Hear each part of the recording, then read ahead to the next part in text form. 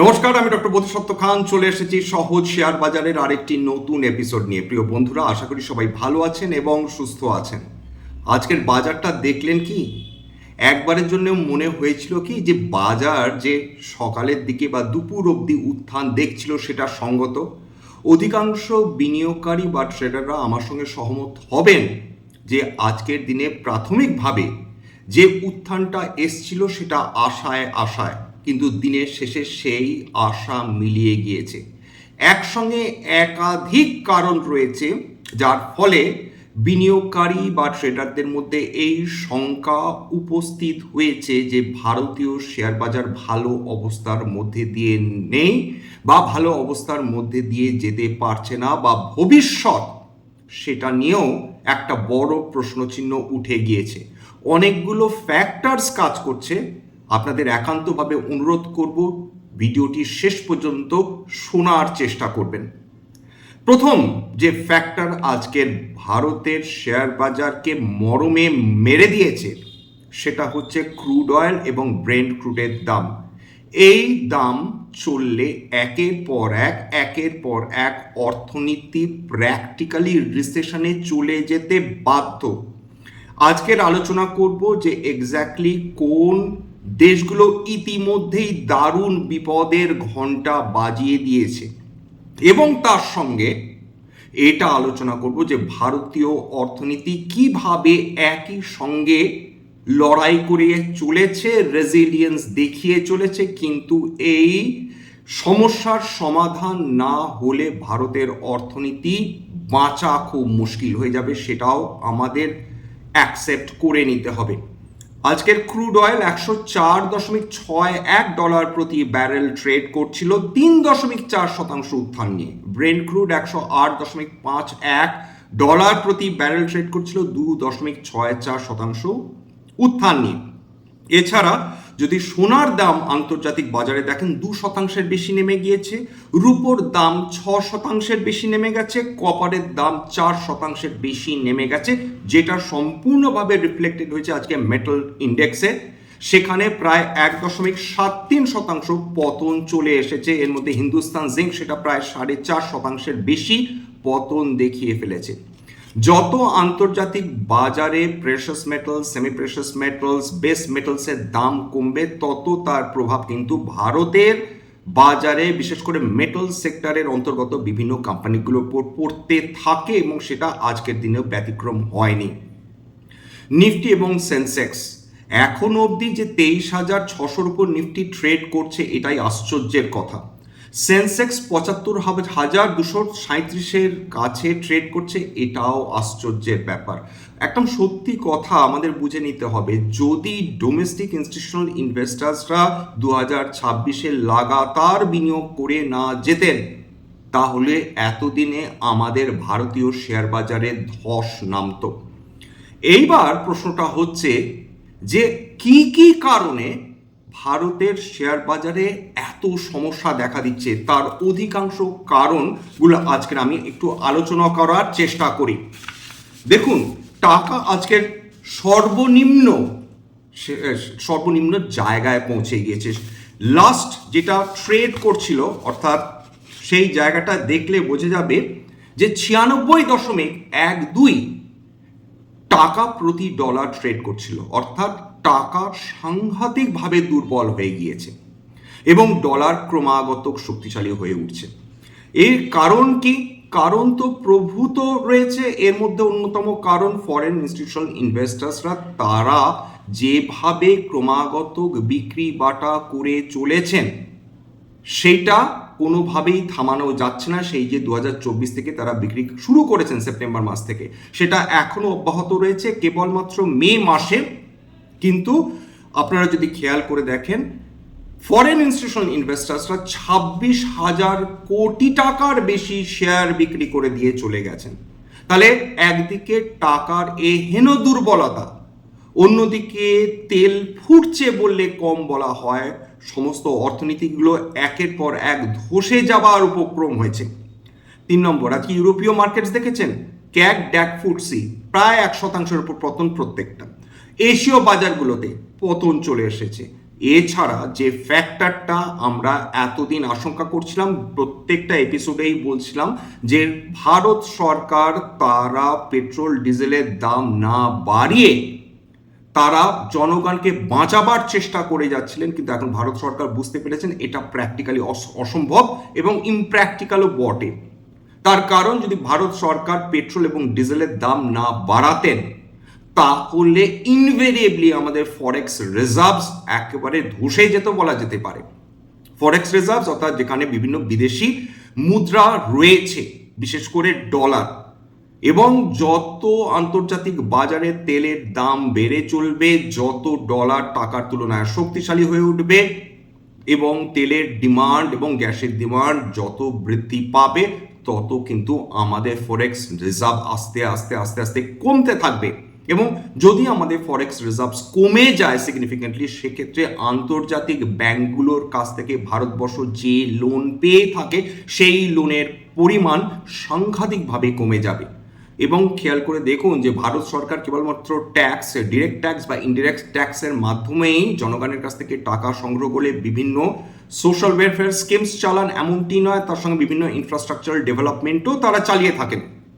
কিন্তু এর সঙ্গে সঙ্গে ভারত সরকার যেটুকু ট্যাক্স কালেক্ট করেন সেটা কোনোভাবেই যথেষ্ট নয় ভারতবর্ষের মতন একটি সুবিশাল দেশকে চালাবার জন্যে। এর জন্যে ভারত সরকারকে মাঝে মধ্যেই আন্তর্জাতিক ব্যাংকগুলো, IMF বলুন বা ওয়ার্ল্ড ব্যাংক বলুন, তাদের কাছ থেকে ধার নিতে হয়। এবং যদি ফরেক্স রিজার্ভ যথেষ্ট পরিমাণ না থাকে তাহলে ব্যাংকগুলো ইউজুয়ালি ডিক্লাইন করে সেই লোন দেওয়ার ব্যাপারে। তেমনটি হলে ভারত সরকার যে উন্নয়নমূলক কাজকর্মগুলো করে চলেছেন সেগুলো কোনোভাবেই তারা করতে পারবেন না। এইবার ইরান এবং ইউনাইটেড স্টেটসের যুদ্ধ থামবার নয়, ছায়াযুদ্ধ চলছে, মরছে সাধারণ নটনটিরা, অর্থাৎ সমস্ত দেশ এর মাসুল গুনছে, যেখানে এই যুদ্ধের পেছনে তাদের কোনো রকম ইনভলভমেন্টই নেই।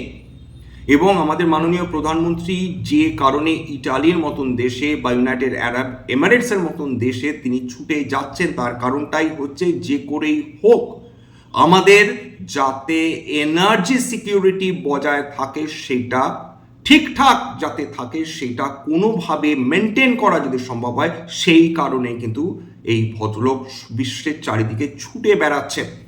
এবং যদি সাপ্লাই চেইন ডিসরাপশন হয় সেটা যে কি করতে পারে সেটা তো অলরেডি আপনারা দেখে ফেলেছেন। এবং যদি মনে করেন যে ভারত সরকার কেবলমাত্র পেট্রোল এবং ডিজেলের 3 টাকা প্রতি লিটার বাড়িয়ে আর বাড়াবেন না, সেটা সম্পূর্ণ ভ্রান্ত ধারণা। 3 টাকা দিয়ে প্র্যাকটিক্যালি প্রত্যেকটা অয়েল মার্কেটিং কোম্পানিজের প্র্যাকটিক্যালি কিচ্ছুটি হবে না। তারা যে লসে চলছিল সেই লসেই চলতে হবে, সরকার যে ভর্তুকি দিচ্ছিলেন সেই ভর্তুকি তাদের দিয়ে চলতে হবে। এটা যদি এরকম অচল অবস্থা থাকে, যদি স্ট্রেট অফ হরমুজ বন্ধ থাকে, এটা নিশ্চিন্ত হয়ে যান যে ভারত সরকার অদূর ভবিষ্যতে আবার কয়েক দফা পেট্রোল এবং ডিজেলের দাম বাড়াতে বাধ্য হবেন। একসঙ্গে একটা জিনিস নিশ্চিন্ত থাকুন, কোনো সরকার তারা ইচ্ছে করে পেট্রোল বা ডিজেলের দাম বাড়াতে চান না বা বাড়াতে পারেন না। তার কারণ তারা জানেন যে এটা একটা মারাত্মক সোশ্যাল কনসার্ন তৈরি হয় জনগণের মধ্যে। কিন্তু এখন আমাদের সেই অবস্থা নেই। যে পেট্রোল বা যে কাঁচা তেল সেটা ফেব্রুয়ারি মাসে $60 প্রতি ব্যারেল ট্রেড করছিল, সেটা যদি এখন প্রায় দ্বিগুণ হয়ে যায় মাত্র 2 থেকে 3 মাসের মধ্যে, সেই ক্ষেত্রে একটি দেশ যারা প্রায় তেল বা গ্যাস তারা উত্তোলন করে না বললেই চলে এবং তাদের মোট রিকোয়ারমেন্টের 85 থেকে 90% বিদেশ থেকে আমদানি করতে হয়, সেক্ষেত্রে তারা অনন্যোপায় হয়ে কিন্তু এই সিদ্ধান্তটা নিতে বাধ্য হন। এই ক্ষেত্রে যেটা ঘটেছে, 3 টাকা পেট্রোল ডিজেলের দাম বৃদ্ধি পেল, এটা দিয়ে কোনোভাবে, আবার বলছি, আমাদের অর্থনীতিকে সেফগার্ড করা যাবে না। আরও কয়েকটা রেজ হতে পারে পেট্রোল ডিজেলের দাম, তার জন্য মানসিকভাবে আমাদের প্রস্তুত হয়ে থাকতে হবে।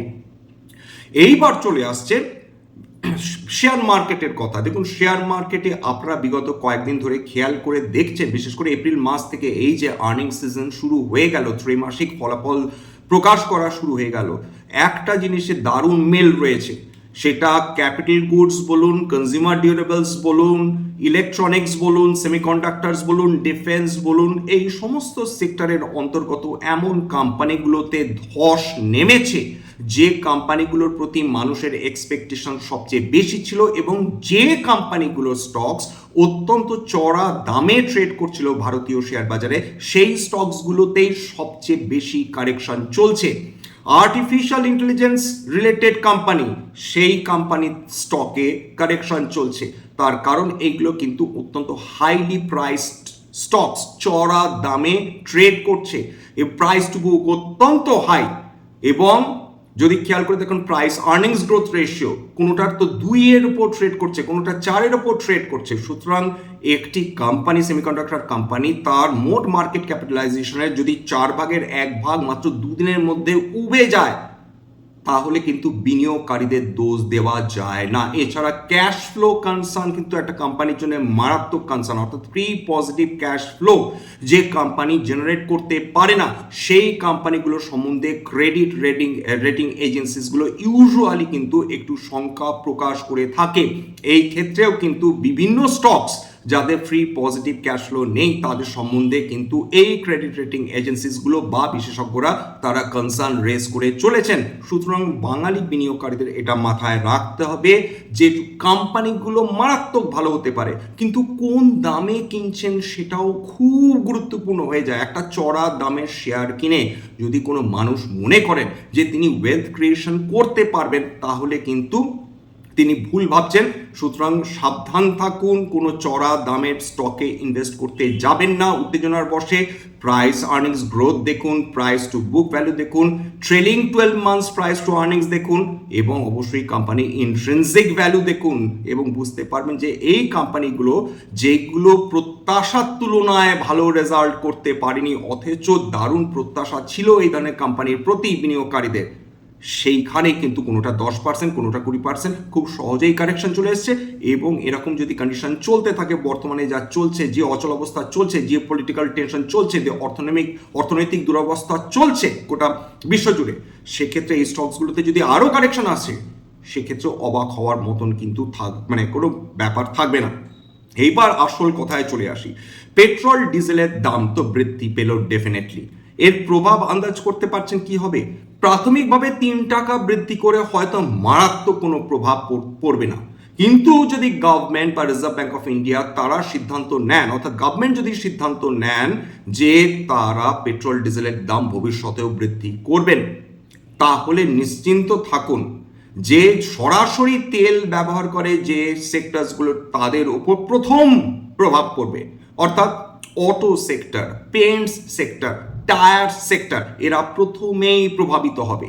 তারপরে যদি রিজার্ভ ব্যাংক অফ ইন্ডিয়া এই সিদ্ধান্তে উপনীত হন যে পেট্রোল এবং ডিজেলের কারণে ইনফ্লেশনকে কোনোভাবে দমন করা যাচ্ছে না, বর্তমানে আপনারা অলরেডি দেখে ফেলেছেন যে কনজিউমার প্রাইস ইন্ডেক্স ইনফ্লেশন এবং WPI ইনফ্লেশন এই দুটোই যেভাবে বৃদ্ধি পেয়েছে, অর্থাৎ এপ্রিল মাসে মার্চের তুলনায়, তাহলে এখানে যখন ক্রুড অয়েল এবং ব্রেন্ট ক্রুড $100 উপর নিয়মিতভাবে ট্রেড করে যাচ্ছে, সেক্ষেত্রে ইনফ্লেশন কন্ট্রোল করা কিন্তু খুব মুশকিল হয়ে যাবে। সেক্ষেত্রে রিজার্ভ ব্যাংক অফ ইন্ডিয়ার হাতে আর কোনো উপায় নাও থাকতে পারে, তারা যেটা করতে পারে যে রেপো রেট যদি বাড়িয়ে দেন, সেই ক্ষেত্রে তার সেকেন্ডারি প্রভাব আসবে বা সরাসরি প্রভাব আসবে সমস্ত রেট সেন্সিটিভ স্টকসগুলো, সমস্ত রেট সেন্সিটিভ সেক্টরসগুলো। কোনগুলো রেট সেন্সিটিভ সেক্টর? অবশ্যই অটো, অবশ্যই রিয়েল এস্টেট, অবশ্যই ফিনান্সিয়ালস, সেটা ব্যাংকিং বলুন, সেটা নন ব্যাংকিং ফিনান্সিয়াল কোম্পানিজ বলুন, সেটা হাউসিং ফিনান্স কোম্পানিজ বলুন। সুতরাং এদের ব্যাপারে আমাদের সতর্ক থাকতে হবে, খুব সাবধানে এখন পা ফেলতে হবে, আমাদের অবস্থা মোটেই ভালো নয়। ডিসঅ্যাপয়েন্টিং রেজাল্টস হবে, অর্থাৎ কোম্পানিগুলো মোটেই ভালো পারফরমেন্স করতে পারবে না, অথচ আমরা প্রত্যাশা করব যে এরা কয়েক মাসের মধ্যে, 1 বছরের মধ্যে টাকা ডাবল করে দেবে। এটা হয় না, যে কারণে ফরেন ইনস্টিটিউশনাল ইনভেস্টার্সরা তারা ভারতবর্ষ থেকে টাকা তুলে নিয়ে লিটারালি পালিয়ে যাচ্ছে এবং জাপান, কোরিয়ার মতন দেশগুলোতে বিনিয়োগ করছে, কারণ সেখানে যে AI ডেভেলপমেন্ট কোম্পানিজগুলো রয়েছে, সেখানে যে সেমিকন্ডাক্টর কোম্পানিজগুলো রয়েছে, যেখানে গ্রাফিক প্রসেসিং ইউনিট যে কোম্পানিজগুলো রয়েছে, তারা লিটারালি পাগলের মতন তাদের ইনকাম বৃদ্ধি করে যাচ্ছে, তাদের প্রফিটেবিলিটি বৃদ্ধি করে যাচ্ছে। অন্যদিকে দেখুন ভারতবর্ষের ক্ষেত্রে বিভিন্ন নামি দামি কোম্পানি তারা হয় রেভিনিউ বৃদ্ধি করছে কিন্তু প্রফিট কমে যাচ্ছে, বা যদি প্রফিট তারা বৃদ্ধি করে সেখানে দেখা যাচ্ছে তারা রেভিনিউ কমিয়ে ফেলছে। সুতরাং যতক্ষণ না কনসিস্টেন্ট হবে প্রফিটেবিলিটি, যতক্ষণ না কনসিস্টেন্ট হবে রেভিনিউ বৃদ্ধি করা, ততক্ষণ কিন্তু ভারতীয় কোম্পানিগুলো সম্বন্ধে বিনিয়োগকারীদের মধ্যে দারুণ ভরসা থাকবে, এরকম প্রত্যাশা করাটা অনুচিত। এখানে শেষ করব। তার আগে বলে দিই যে যে দেশগুলো মারাত্মক বিপদের ঘন্টা অলরেডি সেটা তারা বাজিয়ে দিয়েছে। প্রথম হচ্ছে জাপান, এবং প্রথমবারের জন্য তাদের সবচেয়ে বড় তারা পেট্রোলিয়াম রিজার্ভস তারা অ্যাক্টিভেট করে দিয়েছে, অর্থাৎ তাদের যে পরিমাণ পেট্রোলিয়াম রিজার্ভস রয়েছে, স্ট্র্যাটেজিক পেট্রোলিয়াম রিজার্ভস অর্থাৎ এসপিআর, সেটা জাপান ব্যবহার করতে শুরু করে দিয়েছে। তুমুল ক্রাইসিস চলছে। দক্ষিণ কোরিয়া প্রথমবার তারা প্রত্যেক নাগরিককে বলে দিয়েছেন যে এই নির্দিষ্ট পরিমাণ গ্যাসোলিনের বেশি আপনারা ব্যবহার করতে পারবেন না। 3 নম্বর ভিয়েতনাম, এবং প্রত্যেকে একটি নির্দিষ্ট পরিমাণ গ্যাসোলিন দেওয়া হচ্ছে বা পেট্রোল দেওয়া হচ্ছে ব্যবহার করার জন্য, তার বেশি তারা পাবেন না, তার কারণ অ্যাকিউট ফুয়েল শর্টেজ চলছে ভিয়েতনামে। ফিলিপিন্স, ওখানে অলরেডি ন্যাশনাল এমার্জেন্সি ডিক্লেয়ার করা হয়ে গিয়েছে ফিলিপিন্সে, কারণ তারা নিজেরা তেল তারা প্রডিউস করে না, সম্পূর্ণভাবে ডিপেন্ডেন্ট বিশ্বের বিভিন্ন দেশের ওপর। Already national emergency declare. থাইল্যান্ডের ক্ষেত্রে মাত্র 2 মাসের মধ্যে তাদের ডিজেলের দাম ডাবল হয়ে গিয়েছে, তারা করতে বাধ্য হয়েছে। ছোট দেশ, মনে রাখবেন এই প্রত্যেকটা। এছাড়া পাকিস্তানের কথা বলছেন, এমনিতেই তো তারা দেউলিয়া ভিকিরি হয়ে বসে রয়েছে, সেখানে তাদের তেলের অভাবে তারা 2 সপ্তাহের জন্য স্কুল ছুটিয়ে দিয়ে দিয়েছে। অর্থাৎ একটা ভিকিরি দেশ, তাদের যদি তেলের যদি তারা না পায়, খুব স্বাভাবিকভাবে তারা আরো বড় ভিকিরি হয়ে যাবে, সেটাই স্বাভাবিক। যাক, এখানে শেষ করবো। স্ট্যান্ডার্ড ডিসক্লোজার, যে কোম্পানিজগুলো নিয়ে আলোচনা করলাম হতে পারে, বা কোনো সেক্টর নিয়ে যদি আলোচনা করি হতে পারে, তার মধ্যে আমার বা আমার পরিবারের ভেস্টেড ইন্টারেস্ট থাকলেও থাকতে পারে। ভবিষ্যতে যদি এই সেক্টরগুলোতে আমরা নতুন করে কিনি বা বিক্রি করি, তাহলে কিন্তু আগাম বিজ্ঞপ্তি দিয়ে কিনতে বা বিক্রি করতে পারবো না। স্ট্যান্ডার্ড ডিসক্লেমার, এটা কেবলমাত্র একটা এডুকেশন চ্যানেল, বাঙালি বিনিয়োগকারীদের ইনভেস্ট অ্যাওয়ারনেস বৃদ্ধির জন্য। এখানে কোনো ধরনের কোনো শেয়ারের buy sell recommendation, suggestion, advice এমনকি ইনফ্লুয়েন্স করার প্রচেষ্টা নেই। আমার কথা শুনে যদি কোনো অ্যাসেট বা কোনো শেয়ারের বাই সেল সিদ্ধান্ত নেন, তাহলে ক্ষতির মুখোমুখি হতে পারেন। সুতরাং সবসময় একজন সেবি রেজিস্টার্ড ইনভেস্টমেন্ট অ্যাডভাইসারের পরামর্শ নেওয়ার চেষ্টা করবেন, বা নিজের ডিউ ডিলিজেন্স করবেন, সেক্ষেত্রে আপনার উপকৃত হলেও হতে পারেন। এবং সবশেষে যেটা বলি, যদি এই ধরনের এপিসোড আপনাদের ভালো লাগে, প্লিজ একটা লাইক দেবেন, প্লিজ সাবস্ক্রাইব করবেন, এবং যদি সত্যি মনে হয় আমার বাঙালি ভাই বোনদের জীবনে একটুখানি ভ্যালু অ্যাড করতে পেরেছি, নিজের গ্রুপে শেয়ার করে দেওয়ার চেষ্টা করবেন। আজকের জন্য নমস্কার।